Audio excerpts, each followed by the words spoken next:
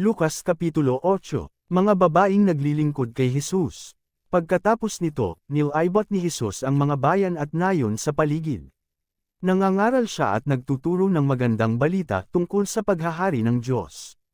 Kasama niya ang 12 at ilang babaeng pinagaling niya sa masasamang espiritu at sa kanilang mga karamdaman, si Maria na tinatawag na Magdalena na may 7 demonyong pinalayas ni Jesus mula sa babaeng ito, si Juana na asawa ni Kusa na katiwala ni Herodes, si Susana, at marami pang iba.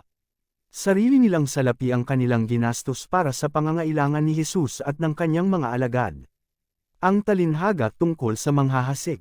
Nagdatingan ang mga tao mula sa iba't ibang bayan at sila'y lumalapit kay Jesus. Isinalaysay ni Jesus ang talinhagang ito. Isang magsasaka ang pumunta sa bukid upang maghasik.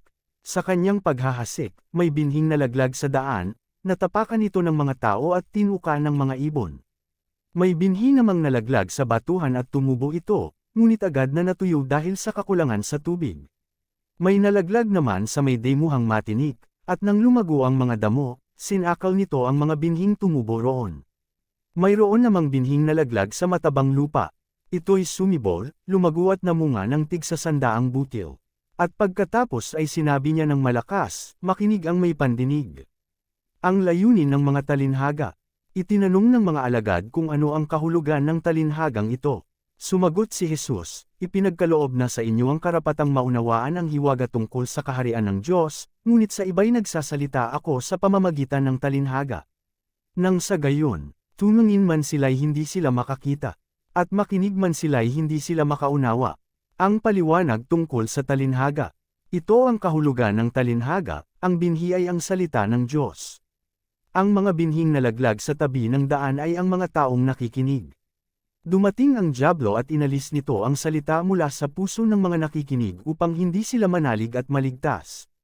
Ang mga nalaglag naman sa batuhan ay ang mga nakarinig ng salita at tumanggap nito ng may kagalakan, ngunit hindi ito nag-ugat sa kanilang puso. Sandali lamang silang naniwala, kaya't dumating ang pagsubok, sila'y tumiwalag.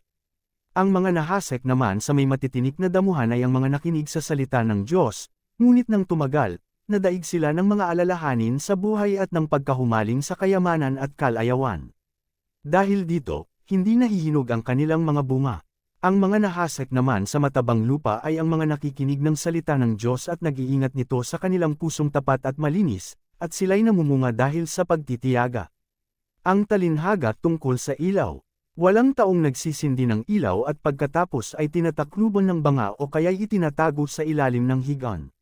Sa halip, inilalagay iyon sa talagang patungan upang matanglawan ang mga pumapasok sa bahay. Walang natatago na di malalantad, at walang lihim na di mabubunyag. Kaya't pagbutihin ninyo ang inyong pakikinig, sapagkat ang mayroon ay bibigyan pa, ngunit ang wala ay aalisan pati na ang inaakala niyang nasa kanya. Ang ina at mga kapatid ni Jesus. Dumating ang ina at mga kapatid ni Jesus, ngunit hindi sila makalapit sa kanya dahil sa dami ng tao. Kaya't may nagsabi sa kanya, nasa labas po ang inyong ina at mga kapatid, nais nilang makipagkita sa inyo. Ngunit sinabi ni Jesus, ang mga nakikinig at tumutupad ng salita ng Diyos ang siya kong ina at mga kapatid. Pinatigil ang bagyo. Isang araw, si Jesus kasama ang kanyang mga alagad ay sumakay sa isang bangka. Sinabi niya sa kanila, tumawid tayo sa ibayo. At ganoon nga ang ginawa nila.